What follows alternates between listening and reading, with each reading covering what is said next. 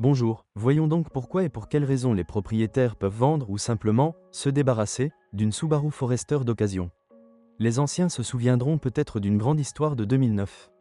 Puis un propriétaire de voiture d'Ekaterinbourg, insatisfait des pannes régulières, a accroché une banderole année modèle Subaru Forester 09, juste à côté du concessionnaire, 2 fois par an remplacement du moteur garanti, remplacement des amortisseurs arrière à 1500 km, différentiel arrière effondré sur un pont de 23 000 km. Plus de 365 jours de possession, 40 jours de réparation. Mais il s'agit plutôt d'une exception, adaptée au style de conduite, mais il faut se préparer aux surprises des moteurs, notamment turbo.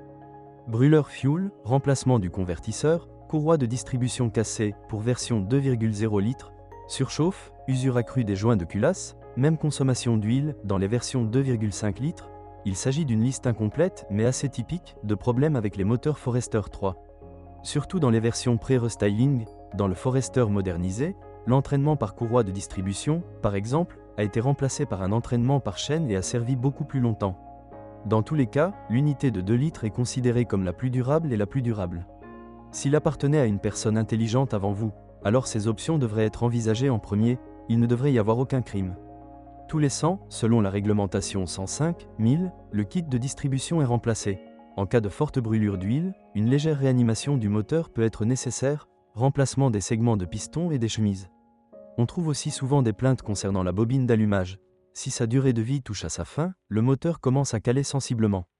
On en trouve un d'occasion pour environ 2000, mais pourquoi s'il en demande du neuf à partir de 2700 ?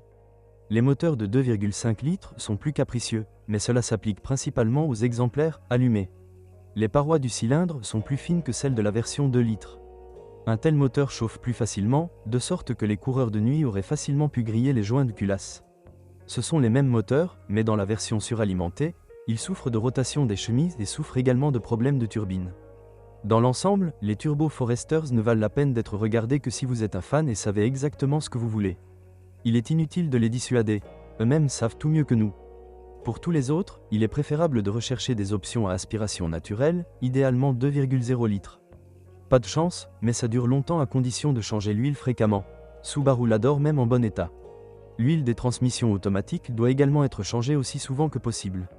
L'histoire connaît des exemples où les boîtes de vitesse à 5 vitesses, dans les voitures avec 2,5, nécessitaient déjà des réparations après un kilométrage de 60 000 km. En effet, pendant le fonctionnement, des produits d'usure obstruent les solénoïdes. Il est impossible de le laver, il suffit de le changer. Demandez donc au propriétaire à l'avance à quelle fréquence il a changé l'huile de la transmission automatique. Si une fois tous les 30 000 personnes sont alphabétisées, vous pouvez le prendre. S'il ne comprend pas la question, mieux vaut partir immédiatement. Les problèmes moins coûteux mais courants avec le Forester 3 comprennent des phares anti-brouillard qui craquent, rotule pour bras arrière, amortisseur arrière. La Subaru Forester de 3e génération est apparue sur le marché à une époque où le segment des crossovers était déjà plein. Dans ce budget, il y a des options plus intéressantes en termes de conduite, Tiguan, il y en a aussi plus faciles à entretenir, Qashqai, et encore plus réputées, Freelander. Il est difficile de dire comment Foric peut se démarquer parmi eux. Pour certains, la transmission intégrale légendaire de Subaru, permanente, est importante. Pour d'autres, le halo de victoire en course qui s'est formé par erreur autour de cette marque, Peugeot, Citroën n'auront plus de titre de champion, mais pour une raison quelconque, ils sont pas en ligne pour eux. Le seul scénario dans lequel un tel choix est justifié est si l'on vous propose une version entièrement non portée sous votre grand-père avec un kilométrage minimal. Dans tous les autres cas, il vaut mieux regarder le Tiguan diesel.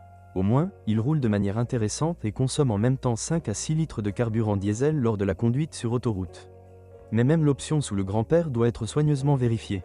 Les grands-pères sont différents. Quelqu'un pourrait ne pas être en mesure d'acheter la voiture grâce à la garantie bancaire, et quelqu'un pourrait bien faire frire sur le côté, réchauffer le moteur et lancer les chemises.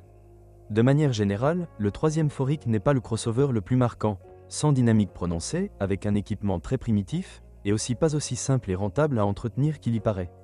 Bonjour les amis, vous cherchez une voiture d'occasion, vous devez prêter attention au site web carm.pro. Carm.pro est grand catalogue de voitures, moteurs, boîtes de vitesse. Et le meilleur, c'est que vous pouvez trouver des informations sur les pannes de n'importe quelle pièce, complètement gratuit. Allez sur le site web carm.pro et découvrez tous les éventuels points faibles des voitures d'occasion.